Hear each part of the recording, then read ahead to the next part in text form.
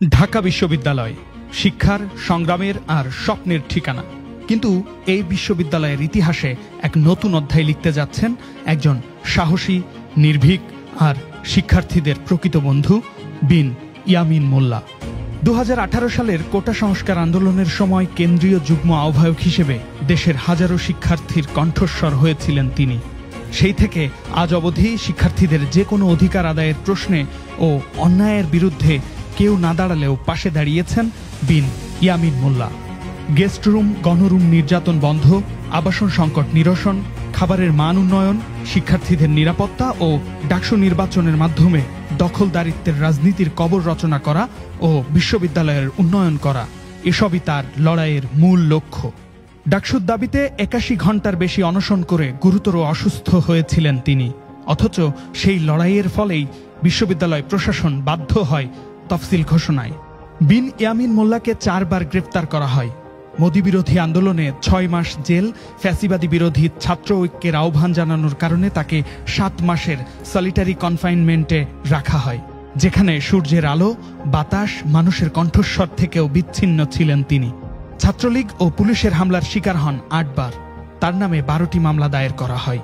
অসংখ্যবার রিমান্ডে নেওয়া হয়, তবুও তাকে থামানো যায়নি। তিনি আপোষহীনভাবে অভ্যুত্থানের পটভূমি রচনা করে গেছেন। শিক্ষার্থীদের অধিকার ভিত্তিক আন্দোলনের পাশাপাশি ছাত্র কল্যাণের কাজে নিজেকে নিবেদিত রেখেছেন। এবার তিনি আসছেন ডাকসুর ভাইস প্রেসিডেন্ট, ভিপি পদে একটি স্পষ্ট ভিশন নিয়ে, DUCSU for change.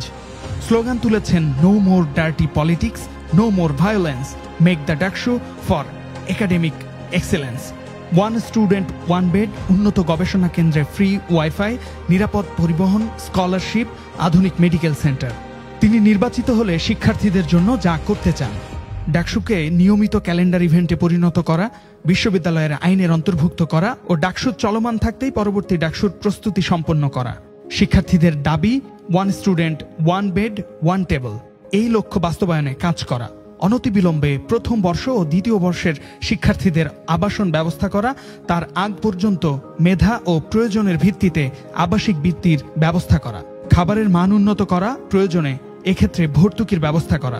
Full free scholarship for every student, লক্ষ্য বাস্তবায়নে কাজ করা।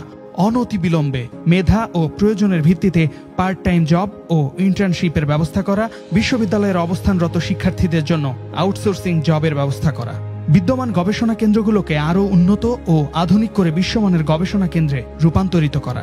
আধুনিক প্রযুক্তি সম্পন্ন পর্যাপ্ত লাইব্রেরির ব্যবস্থা করা, শিক্ষার্থীদের জন্য ফ্রি ওয়াইফাই ব্যবস্থা চালু করা, রেজিস্টার বিল্ডিং সংস্কার করা, ভর্তি সার্টিফিকেট উত্তোলন সহ সকল প্রক্রিয়া অটোমেশন ও ওয়ান স্টপ সার্ভিসের আওতায় নিয়ে আসা।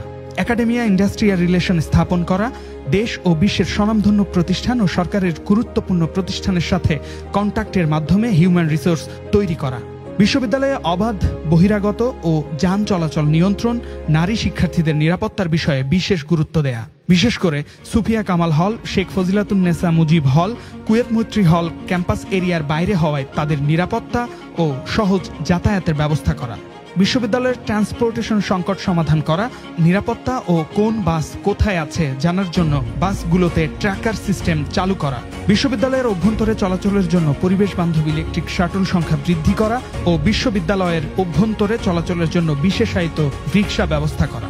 বিশ্ববিদ্যালয়ের সকল স্থাপনার টেম্পার টেস্ট করা ও হল ও একাডেমিক ভবন সহ বিভিন্ন ঝুঁকিপূর্ণ স্থাপনা সংস্কার করা। পুকুরগুলো সংস্কার করা। টিএসসি ভিত্তিক ও এর বাইরে ঢাকা বিশ্ববিদ্যালয়ের যে সকল ক্রিয়াশীল সংগঠন রয়েছে তাদের সাথে আরও বেশি কোঅপারেশন ও ডেভেলপমেন্ট ফাংশন করা। ক্যাম্পাসে নানান ভিত্তিক ও নানান পথের মত প্রকাশের দ্বারকে অবারিত রাখা ও গণতান্ত্রিক পরিবেশ সমুন্নত রাখা। ক্রীড়া, শিল্প, সাহিত্য, সংস্কৃতি চর্চার ভিতর দিয়ে মহান মুক্তিযুদ্ধের চেতনা ও জুলাই অভ্যুত্থানের চেতনাকে সমুন্নত রাখা।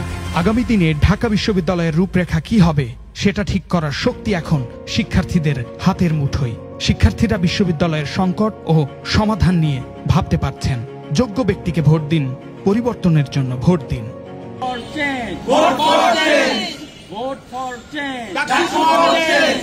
No more dirty politics. No more violence. The Daksu for academic excellence.